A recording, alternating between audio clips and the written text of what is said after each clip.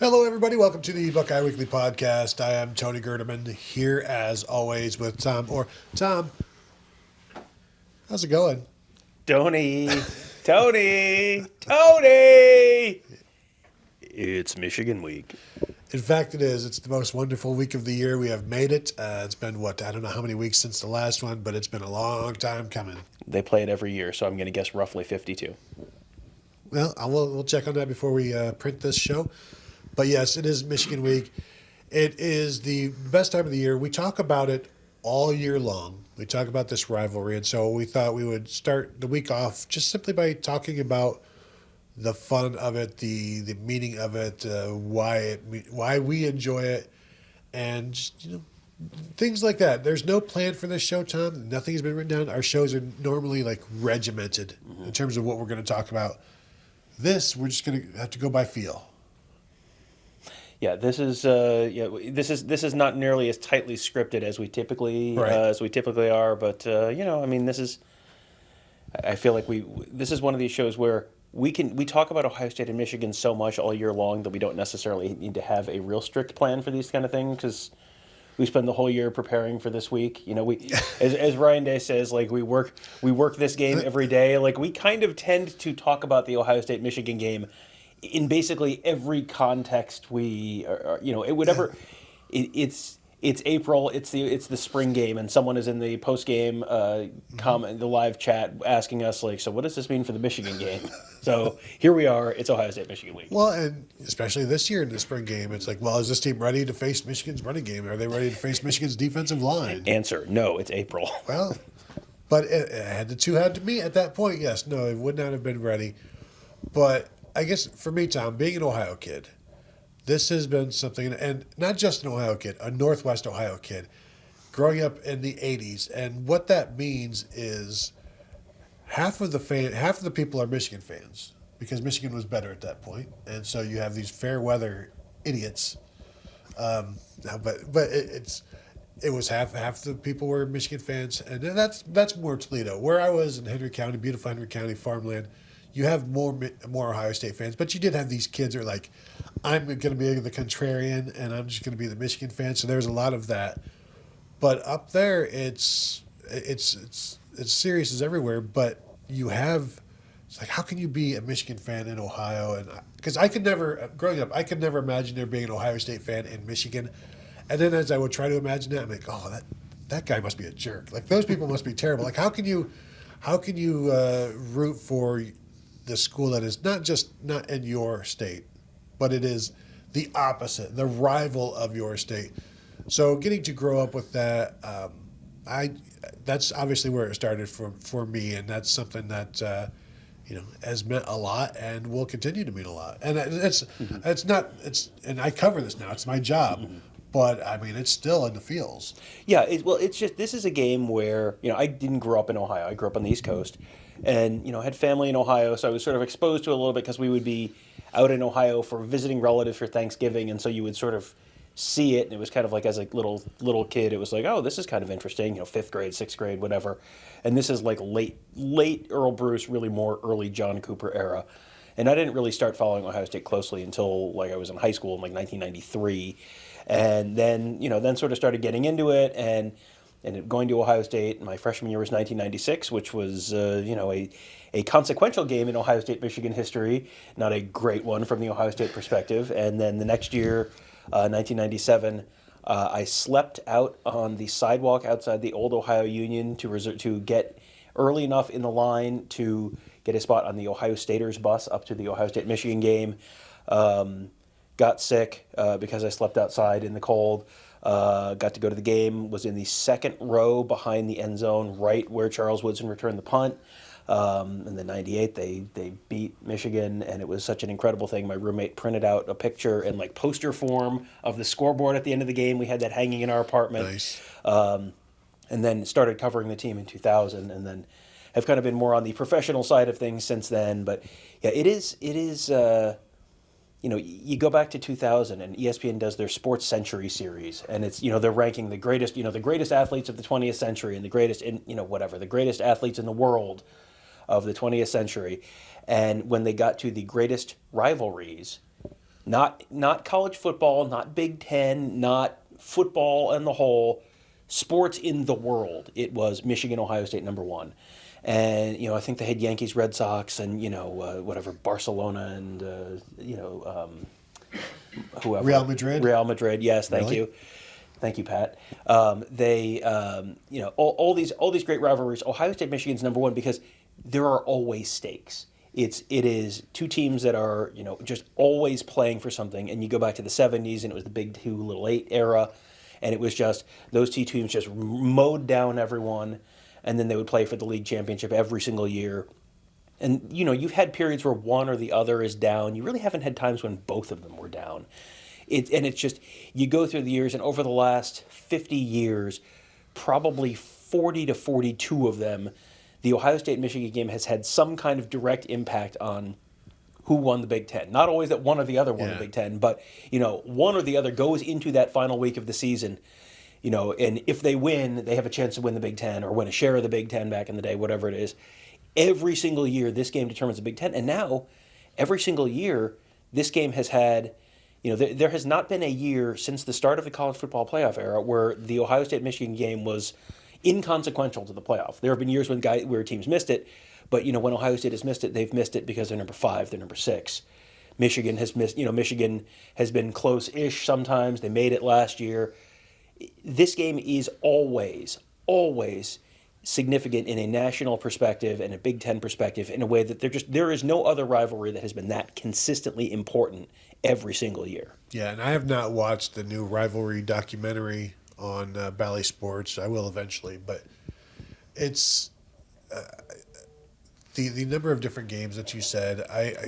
I wish I remembered better as a kid all of the Michigan games that I saw, but there's not a lot to latch onto. Like, some of my memories are being over at a buddy's house and we're watching the game, and we go out and play catch at halftime, and I think the score ends up being 31-0. So what was that, like 1988? 90? No, 91 was the 31-3 game. So it's like games like that, and it's like you hope to win, you don't expect to win, and then stuff like that would happen, and it's like, well, at least we've got Jimmy Jackson. And that for like those 3 years and times around those, Ohio State basketball was where my hopes were as growing up as a Buckeye. But then eventually, I get to OSU. My freshman year was '94, and that was John Cooper's first win. I'd like to think I played a part in that there in Block O, cheering my heart out. And we did get credit for, I think, one fourth down stop or a safety or a turnover there in the north end zone. So the Block O Yell Master, I don't know if that's his actual name, but he gave us credit for that one. So that was on. I played my part. What did I do to beat Michigan that day? I yelled like an idiot. Were you able to exchange that for class credit? Was that like 2 credit hours towards graduation? Created a safety against Michigan. Should have. And then I was at the '95 game in Ann Arbor. Similar seats to the ones that you probably had in '97, although we were on the right side of the end zone. So Tim Biakabatuka kept running towards me and also running over Greg Belisari. And even still, it was only a 31-23 game at the end, and Ohio State had a chance. And never thought that I was going to Ann Arbor to watch an Ohio State loss. Never really, even because Ohio State was very, very good. The insane offense. The best offense that we had ever seen at Ohio State, basically, because you had Bobby Hoying, Terry Glenn, Eddie George, Orlando Pace, all of these guys, and Michigan was not very good that year. No, nobody, some might say. Yeah. So, and then Tim Biakabatuka just came through and did what he did, and a very shocking and disappointing drive home. My Eddie George jersey did not come home with me because I bought it on the way. And so I was like, well, this is clearly bad luck. This garment is cursed, sir. We also left the hibachi grill that we took there to try to cook out, and it just never lit. So it's like, well, this thing is cursed. Leave this here. But the only thing we took back with us, were the clothes on our back and the car. Mm-hmm. Yeah, and I have made trips to Ann Arbor as a student that felt extremely hopeless. I was up there for the 1999 game where it was just like, well, This is going to go poorly. The moment that I was like, oh yeah, this is like any chance that there was going to be that Ohio State was going to win that game, ended when they announced, they introduced the Ohio State lineup and they're booing. And then they said, and head coach John Cooper, and the whole stadium cheers, and it was like, that's probably not good. But then 2 years later to be up there in Jim Tressel's first year, that was remarkable. I was working for the NBC station in Columbus at that point. I was up on the camera deck, which is like the roof of the old Michigan Stadium press box, not the new one, the old one. And, it's cloudy and gray and it's windy and you're out in the elements and it was 23-0 at halftime. And it was like, what? Is that legal? Can Ohio State be up 23 points on Michigan in Ann Arbor? That is, I think, outside of the 2014 Big Ten championship game, that is as shocked as I have been about a positive result for Ohio State probably ever. Yeah, that was one of those where you're looking for the cameras. Like, are we like punked wasn't a thing then? I don't think, but you're looking. Is this candid camera for the old timers? Because it was. Everything that could go right for Ohio State did. Everything that could go wrong for Michigan did. And you're just sitting there like, this is not the timeline that we have existed on prior to today. What in the world is this? And then as it's, you say like 23-0, it's like Jim Tressel is a god. Like he might be God. Like you just start having this, like, he promised it and he has delivered. And now you got to hold on for dear life in the second half. And then the second half happens, and they barely hang on, and Marquise Walker drops a easy touchdown pass that hits him right in the number 4 in the end zone, and they win 26-20. I think Dustin Fox had the game-ending interception, and they win. And just the absolute, like, you couldn't believe that it had happened. And the next year, Ohio State comes back and 14-0, and they win the national championship. And there were a bunch of nail biting victories that year, but the win over Michigan was like, it was the same thing. You still were not sure. You had not really seen Ohio State beat Michigan consistently. Yeah.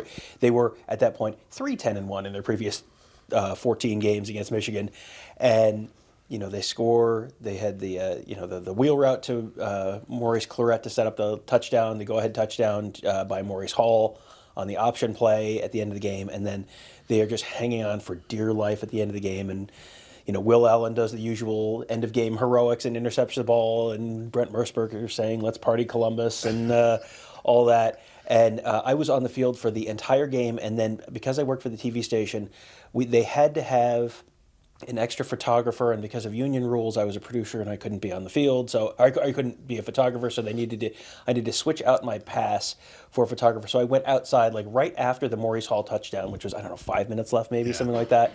Right after that, I went out and I watched it on a little screen inside of a live truck in the parking lot, which is, Tony, I got to tell you, the best way to have experienced that moment. I feel like it's not.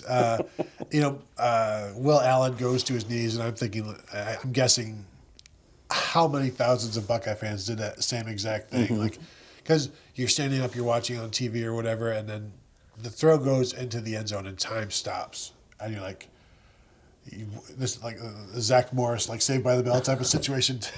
Time out. I don't know if I'm ready for this.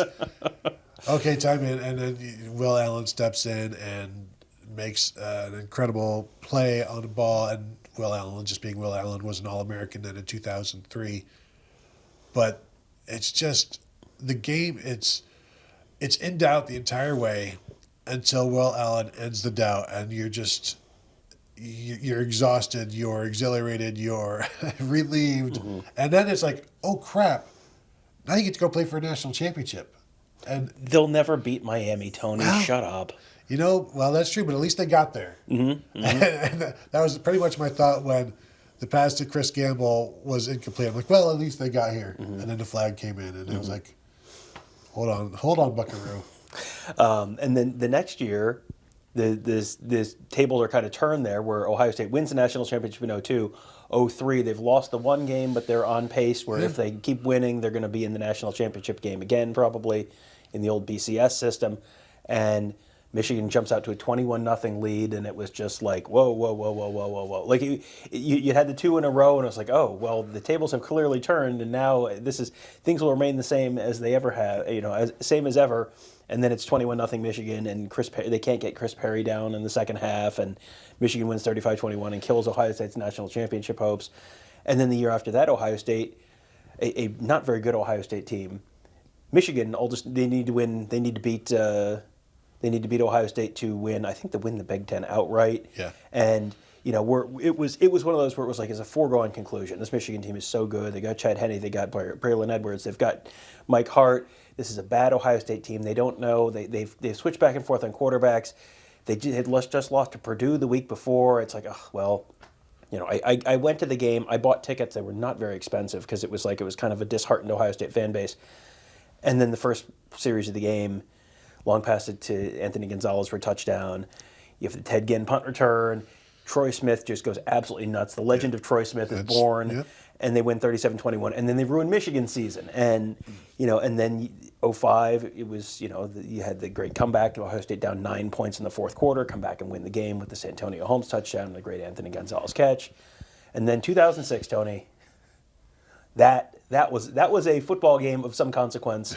I think this year's game, there's a lot of anticipation for this year's game. I think this year's game is kind of in the conversation with like 2016 maybe in terms of like what's the second biggest Ohio State-Michigan game.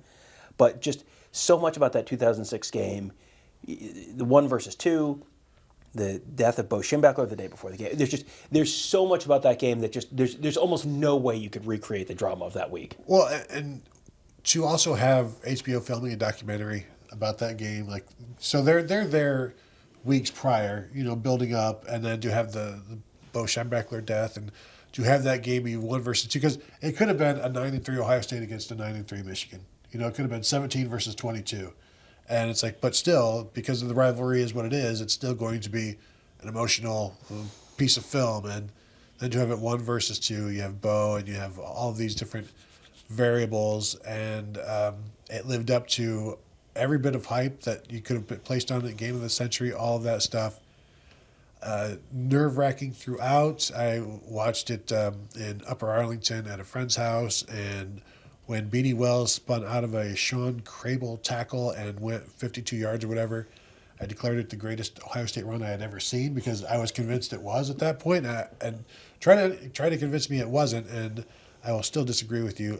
There may have been some good runs since, but that was Ohio State did a good job of like keeping Michigan at arm's length, but never enough to really be out of danger, but enough that you could enjoy the game, and that you weren't just like, I hate this. I hate every second of this. You were able to enjoy that game, and then to go ahead and only win by 3, it's like, yeah, that's fine. That's fine. A win is a win. It's all you needed. But then we saw what happened after that, but nobody needs to talk about that. Well, what's interesting about that is, there was a conversation about should Ohio State and Michigan play a rematch in the national championship game? And that was a legitimate conversation.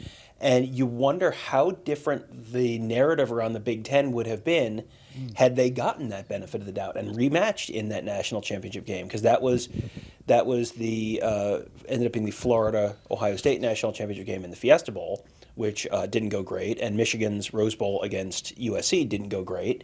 But if those two teams, if you get the benefit of the doubt and you get the rematch in the way that LSU and Alabama did in 2011, well, there's no way to, look, the Big Ten has 2 teams in the national championship game, and look, it's another great game. And, Ohio State, I think Ohio State probably wins that game. I think Ohio State was, clearly a better team there. And, again, fast, dry conditions probably favor Ohio State in that game. So, so then it's Ohio State's won the 2006 national championship, and boy, the Ohio State and Michigan went there that year, and oh boy, they have, I think that changes the narrative around the Big Ten a little bit, and that those 2 games and the Appalachian State game to start the next year, that shaped narrative around the Big Ten for 5 years until Urban Meyer showed up. Yeah, and then if Ohio State had been able to hold on against LSU, started out 10-0 in that game, and then the way LSU just ran through them after that. That didn't help matters. I remember thinking after that Florida game, I was talking to somebody on the phone, like back at the hotel because I was at that game. Like, they asked, how long does it take Ohio State to come back from this? Like 5 years? And it turns out, no, just 1 year. And as long as you continue to win. But yeah, but then there was the label that the Ohio State couldn't do it in the BCS. Mm-hmm. But that 2004, 2005, 2006 stretch of Michigan games it might be the most entertaining, the most incredible 3-year stretch of the series from an Ohio State perspective, because Ted Ginn in 2004 with a punt return, and I also think having Brent Musburger on the call helps every single time. Like Brent Musburger was along for that entire Jim Tressel ride, starting in 2002 and then going on. And probably he may have called the 2001 Michigan game. I don't recall, but so many iconic calls from Brent Musburger in the Ohio State Michigan game. I don't think he did the 01 game because that was not a particularly consequential Ohio State Michigan game in the sort of national picture. But yeah, having Keith Jackson on the call in the 90s, having Brent Musburger on the call in the 2000s, those are like the iconic voices of Ohio State and Michigan to me in a lot of ways. And then you go from those, and then you kind of go through, not like a fallow period, but just kind of. Rich Rodriguez gets to Michigan, and you get a bunch of, there were two kinds of Ohio State-Michigan games there. It was the ones where Ohio State won by a lot, and the ones where Ohio State won, played like crap, and only won by a little. Like the 2009 game might be the most forgettable Ohio State-Michigan game. I remember Tate Forcier dropping the ball in the end zone. Cam Hayward picking it up. Yeah, but it's just like that was kind of a forgettable game.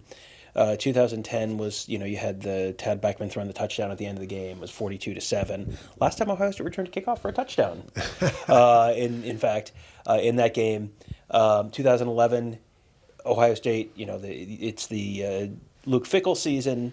They go up to Ann Arbor, and the pass to DeVere Posey, he was open. They were down 6 points. They overshot DeVere Posey by about 2 feet, and if they don't, he's probably still running, and Ohio State has a chance to maybe steal that game. And then you get into the Urban Meyer era, and 2012 was a close one. They win, finish the season 12-0. 2013, were you at the 2013 game? No. Okay, 2013, I was on an airplane coming back from Thanksgiving in Houston, and so we fly early in the morning. We get back, and it was like halftime or something like that, and it was like, I'm sorry, wait, what? Like we didn't have Wi-Fi in the plane, so we land, and I'm fully expecting Ohio State to be winning this game by 3 touchdowns, and they were. It was halftime or early third quarter, and it was like close. Maybe Michigan was winning, and it was like, wait, what is going on? What is happening? Ohio State takes a big lead. Seemed like they had the game kind of in control. Big fumble from Carlos Hyde, I think, and Michigan comes back and has that 2-point conversion play at the end to try and win it. Yeah, and that was a play that they sussed out, and Kerry Combs told Tyvis Powell to be ready for this one, and he was, and he jumped it and intercepted it. And Urban Meyer, we've talked about this before, 7-0 against Michigan. Some of those games were closer than they should have been. When you compare the rosters, and yet it was close, and that one was kudos to Brady Hook for going for the win there at home. Not many coaches would have done that, and he did that. And kudos to Ohio State for being prepared, for knowing what exact play they were going to see. The funniest part of that game happened a month after that game, when Michigan is playing Kansas State in the Buffalo Wild Wings Bowl, and which is then turned into the Cheez-It Bowl, which is now the Guaranteed Rate Bowl or something. It's the one that they play in Chase Field in Phoenix. So it's like a nothing December 28th kind of bowl game. And Michigan is down to Kansas State 31-12 or something with the dying minutes of that game, and they run the Philly special on a 2-point conversion and convert it because it was like no one would have seen that coming. It's like if you had run that against Ohio State, you would have won the Ohio State game. Instead, you saved it for a 31-10 Buffalo Wild Wings Bowl. That just like what did you just think of that play in the last month? Because that is one of the great what if Michigan had run that play? You don't have the Urban Sad Pizza shot next week from Indianapolis if Michigan wins that potentially. Devin Gardner, in the years leading up to that, received a lot of ire because he burned a letter from Ohio State, put it on social media, which was a new thing almost back then. And so it's like, oh, Devin Gardner didn't even get an offer from Ohio State, so I don't know why maybe he's bitter because this or that. And then to go that 2013 game, I think earned like everybody's respect because he was incredible in that game. And then really earned the respect in 2014 when JT Barrett gets injured and Devin Gardner's out on the field with him, which was a great moment in the series, and it's life or death. But when quarterback sees another quarterback go down, he's out there to support him. And that 2014 game, you have Cardale come in and just hand the ball off, and then Zeke picks up the necessary touchdowns. Darren Lee returns one to make, what was it, 42-28? I think it was 42 2014. I think it was 42 28. Okay, yeah. So it was close throughout, and then Ohio State gets a couple of touchdowns there at the end to make it look like it wasn't, but it was. And then the next year, Jim Harbaugh shows up, and it's, the year, it's almost impossible to remember how much hype there was around Jim Harbaugh, because you went from Jim Harbaugh year one and year two, and then had this like fallow period for 4 years, and then has obviously resurrected the Michigan program the last couple of years. But that first year there was so much hype around Jim Harbaugh, and it was like, man, Ohio State has looked terrible all season. They lost to Michigan State the week before. If Jim Harbaugh can beat Urban Meyer, man, this is going to completely change the rivalry. And then Ohio State just beat the brakes off of them, 42-13. That was like and that was Ohio State where, if you look at how people talk about teams now, like the way that people talk about, Alabama now this year, where, if Alabama had one loss this year, it's like, well, how good they are, even if they haven't looked good and the results haven't been good, how good they are. If Ohio State got talked about that way in that year, Ohio State probably, is a number 4 seed in the college football playoff and is rounding into shape at the end of the year. But because they lost to Michigan State and that stupid, the stupid cold, rainy Ezekiel Elliott in the hospital game, Michigan State goes to the Big Ten championship game instead, plays Iowa in a low-scoring classic, and both of those teams just go get murdered in the postseason. Michigan State lost 38-0, and Big Ten almost sent Iowa to the playoffs. Yeah, and then Iowa got absolutely murdered in the Rose Bowl that year too. But that's one of those, you're into the whole bunch of what if kind of seasons for Ohio State. 2016, obviously the classic. That was another one where I was flying back from Texas and watch the game on my phone at the gate as they're like calling for my plane. They're in overtime, and I'm like, I really would like to see the end of this game because this feels like a pretty consequential game. You had a little better view for all of overtime that week. I was on the sideline, going to each end zone as the field would flip in first overtime and second overtime, being there at the goal line for all of that.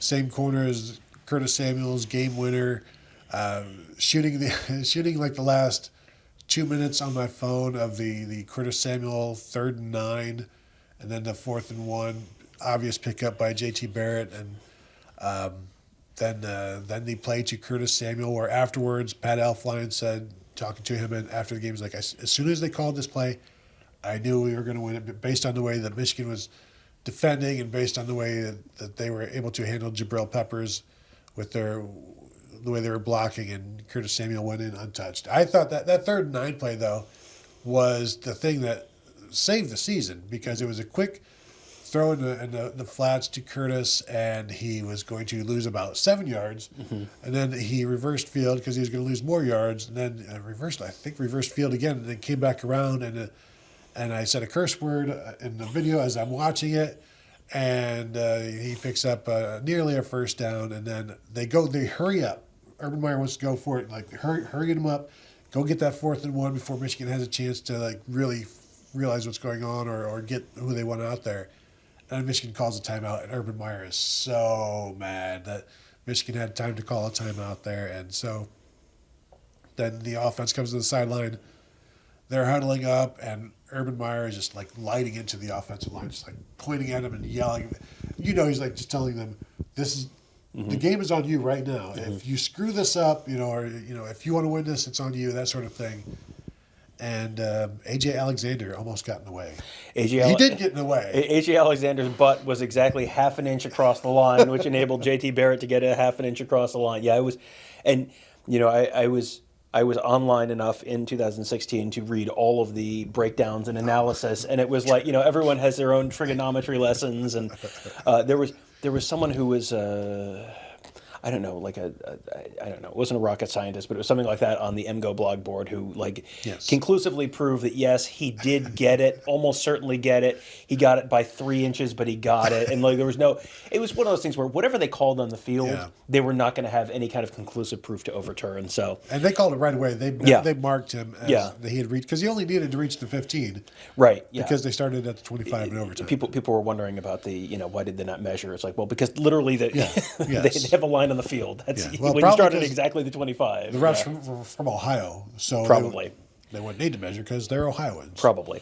2017, Ohio State goes up to Ann Arbor, and in the game immortalized in the Amazon TV series. Oh, John, why, no, John? No, no. Yes, that was a closer than expected game. Mike Weber started his tradition of just always scoring touchdowns against Michigan. Well, I think did he do that in 16 too? Mike Weber just every year, Michigan native Mike Weber would score touchdowns against Michigan. 2018. I mean, but you're not going to get into the Dwayne Haskins coming into the 2017 game. Okay, I mean, that's fine. We do have to start wrapping up, but JT Barrett gets injured before the game by a rogue photographer. Mm-hmm. Yes, and plays some, and then ends up having to leave the game in the third quarter with Ohio State down on the road in Ann Arbor. Here, this complete unknown Dwayne Haskins comes in, and Dwayne Haskins at that point, he had played against Illinois the week before, 2 weeks before, and had looked so bad that Urban Meyer got mad and put the starters back in. Guys had unbuckled their shoulder pads, and he's throwing them back on the field because he was so mad about how bad the Dwayne Haskins led offense had looked. And Dwayne Haskins comes in and throws that incredible pass to Austin Mack to pick up the first down on 3rd and long, and then has that long scramble down to the 1, and they score to take the lead. And then Mike Weber had the ceiling touchdown that year. So yeah, that was this is a game where every year there is a new hero in the series, and that was the Dwayne Haskins year. In 2018, there were a lot of heroes for Ohio State. The revenge tour derailed in Columbus that year. Yeah.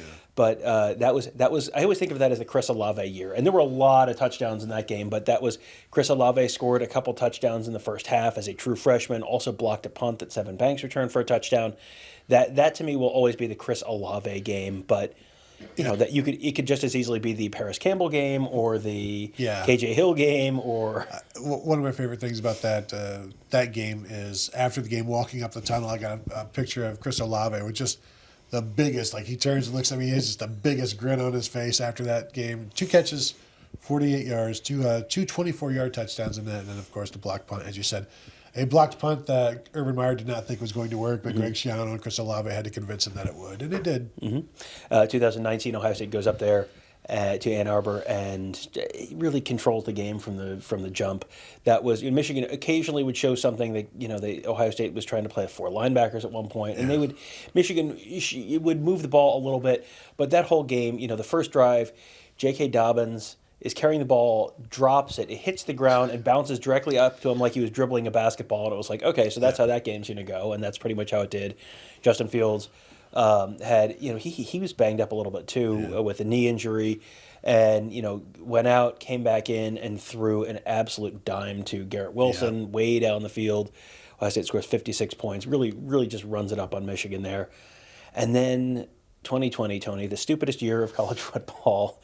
You were the one who we were on the Zoom interview with Ohio State players when news broke that game was getting canceled. And Tony, who was the poor schmo who had to break it to wonderful, good-hearted senior, 6-year senior Justin Hilliard that he was not going to get to play his final Ohio State Michigan game. And the thing is, you're impartial, but everybody's rooting for Justin Hilliard. Everybody loved the year that he had and that he stuck it out and gone through so many injuries.